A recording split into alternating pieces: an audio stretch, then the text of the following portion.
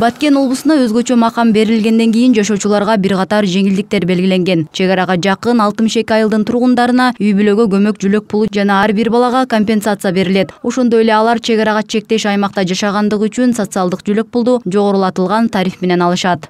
Булар ден соолук мүмкүнчүлүгү чектелүү 16 жашка чейинки балдар, 18 жашка чейинки балдар, 18 жаштан жогорку ден соолук мүмкүнчүлүгү чектелүү жарандар, улгайган жарандар, ата-энесинин биринен же экөөнүн каза болгон балдар, анан баатыр энелер бар ушу пенсия менен камсыз кылууга укугу жок, эмгекке жарамсыз деген категорияга кирип, ошо менен айткан социалдык жүлөк пулдарды алат. Анан коэффициент 1-2 өлчөмүндө коэффициент ушул жүлөк пулдун түрлөрүнө колдонулат. Баткен, Лейлек жана Кадамжай райондорунун 62 айылынын ишкерлери үчүн салык жеңилдиктери бар. Алар жер, мүлк, пайда жана сатуудан түшкөн салыктан бошотулат. 5 жылга чейин киреше салыгы 5% чекке түшүрүлөт. Муну менен катар Баткенге келген инвестицияларга да мамлекеттик кепилдиктер берилет. Эгер инвестор келип ушу бир 10 жылдын ичинде ушу жерге келип мен ишкана салып, ушул жерди мен өнүктүрөм деп келсе, албетте биз ушу 3 жылдан баштап 5 жылга чейинки мындай гарантиялар берилет. Бул гарантия ушу министрлер кабинетинин төрагасынын өзгөчө токтому менен бекитилет.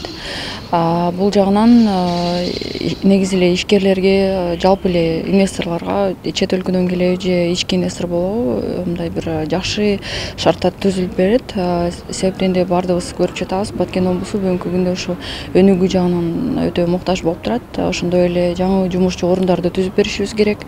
Өзгөчө макамга ылайык 2022 жылдын 1 мартынан тартып Баткен облусунун чек арага чектеш 62 айылдын жашоочуларынын пенсияларына 2000 сомдон кошулган. Ошондой эле Баткен облусунун калкына мамлекеттик органдар тарабынан акысыз же жеңилдетилген негизде көрсөтүлчү мамлекеттик кызматтар да аныкталды.